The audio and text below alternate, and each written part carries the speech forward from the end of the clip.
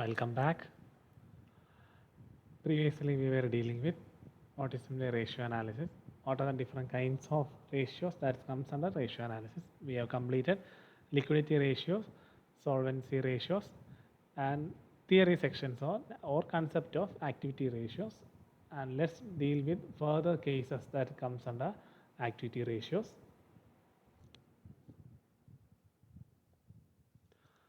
Okay, question. The balance sheet of Krishna Enterprises Limited as on financial year given below. Just go through the items in the balance sheet. I hope you are aware about all these items and its nature, because in order to deal with questions relating to ratio analysis, you need to be aware about all these items and its nature. Okay, in the question, additional information is that sales for the year 30 lakhs, gross profit 20% on sales. Even if the gross profit percentage is given, it is implied that it is 20% or whatever percentage given in the question is based on sales. And opening stock is given 1,60,000. Calculate important activity ratios. Sometimes you may be asked to find any heads that comes under ratio analysis. So whenever in a question or situation or case like this comes, you need to find all those ratios which you have learned under specific heads. As per activity ratio, we have learned number of ratios or sub ratios that comes under ratio and activity ratios. So you need to compute all those ratios and finally interpret on the basis of your analysis. Okay, as for the activity ratio, the first and the foremost is stock turnover ratio. We all know what is meant by stock turnover ratio, and kindly use expansions of these abbreviations because these abbreviations are not universally accepted. This is for the time being. I am using short forms. Try to expand all these short forms. Stock turnover ratio is cost of goods sold by average stock. Since in the question there will not be any details regarding cost of goods sold or average. For average stock we can find here it is given opening stock, and in the balance sheet stock is other meaning it is closing stock. In the questions opening stock and closing stock is given, so you can find average stock. In order to find the cost of goods sold or cost of sales, you know the equation of cost of sales minus gross profit. Sales, it is already given in the question, 30 lakhs minus 20% of sales. 20% of 30 lakhs is 6 lakhs. Finally, you will get cost of goods sold is 2,40,000. And for the average stock, equation is opening stock plus closing stock divided by 2. Sometimes in the question, there will not be any information regarding opening stock. In that case, use closing stock amount as the average stock. In that case, no need to divide any amount by 2. Okay, here the opening stock and closing stock is given. Opening stock is 1,60,000 and closing stock is 2 lakh. You will get 3,60,000 divided by 2. Finally, 1,80,000. So substitute the value of cost of goods sold and average stock. You will get 13.33 times. So you got stock turnover ratio. Next ratio, and in order to go for the next ratio, you need to comment on the base of data you have calculated. Here the company is very efficient in making sales because it tried to maintain its level of stock so minimum, so that it has a higher stock turnover ratio.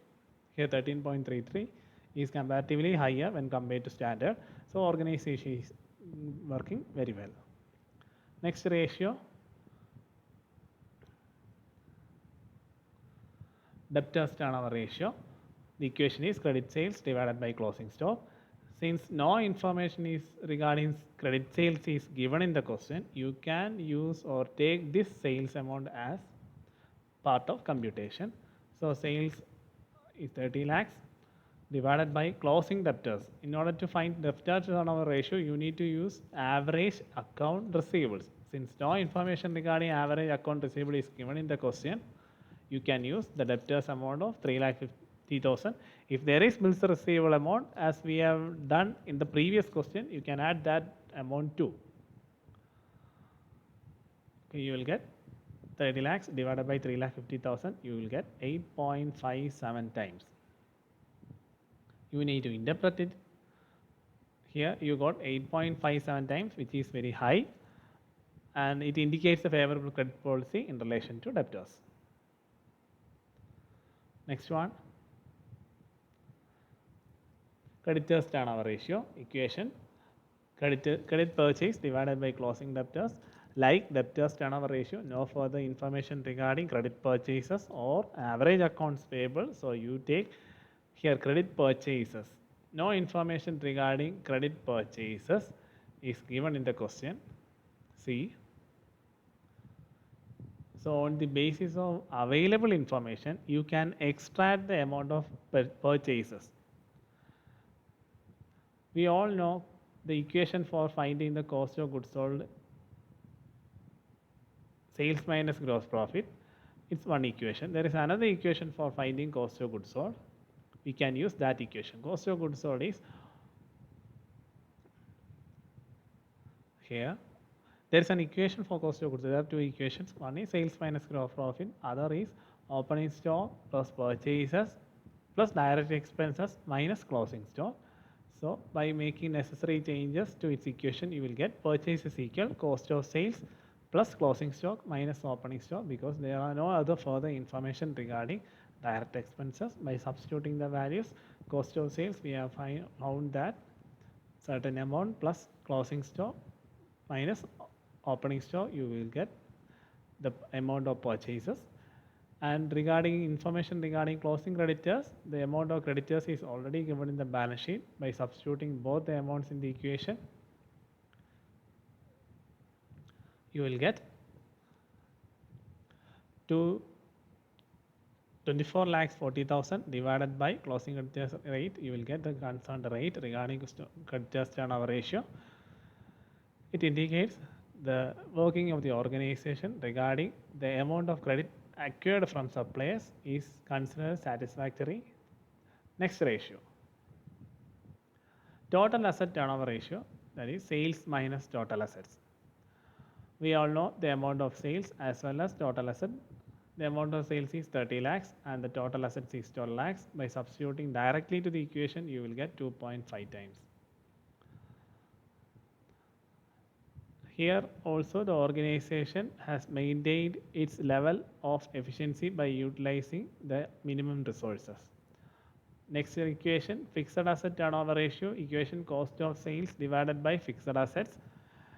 We have found the value of cost of sales in the previous slide and the amount of fixed assets.